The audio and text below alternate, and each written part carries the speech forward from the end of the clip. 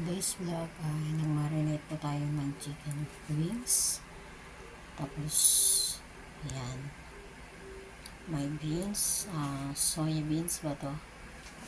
Tsaka salmon. Yan po ang iluluto natin ngayon para sa lunch. Ayan.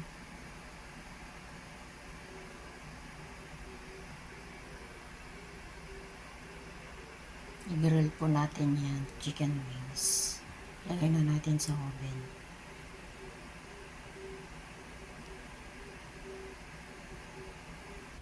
Ayan na po siya.